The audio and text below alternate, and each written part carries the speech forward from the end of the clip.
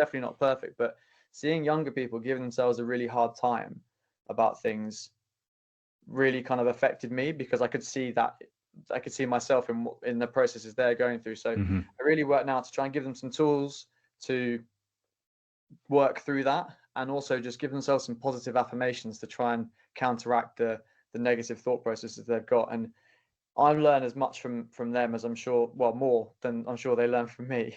It's mainly through relationships with parents of the guys that I'm coaching, who just say, you know, would you mind just having a chat with him or her, and seeing if you can help at all. And I think having those conversations is really valuable. And I think specifically for that key area from like 16 to 18, 19, that can really shape certainly your 20s, because I went through the process I spoke about, going into that stage of 16 to 18, thinking that wasn't going to achieve a huge amount. I was very disassociated with life in general, and I really want to make sure that kids that I interact with in that space don't have the same experiences that I do. Yeah.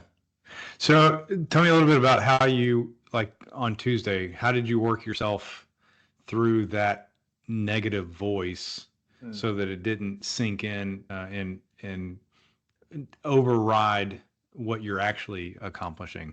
Yeah, I think for me, it's perspective, and that's something that mountaineering and adventure has given me is perspective. When you've had the experience of being somewhere completely remote and doing something completely different, you have time to think and reflect, and you also come back with new skills and experiences. And when you come out of it from being on the granular level of that one bad workout or that one bad day at the office or whatever it is, one bad interaction you've had, when you scale it up from the granular to the macro, you realize that it doesn't actually matter.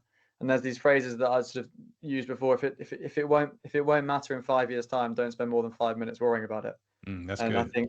I think for me that's something that I struggle with, and it's something that's a continual work on for me, is not dwelling on things too much. And yeah, having the ability to go out into mountains or adventure or into whatever it is, to get yourself out of whatever it is that's causing you that negative headspace, is really important. And yeah, but on an actionable level, obviously the mental side there is have that perspective and realize it's not going to matter in 5 years. It's part of the process.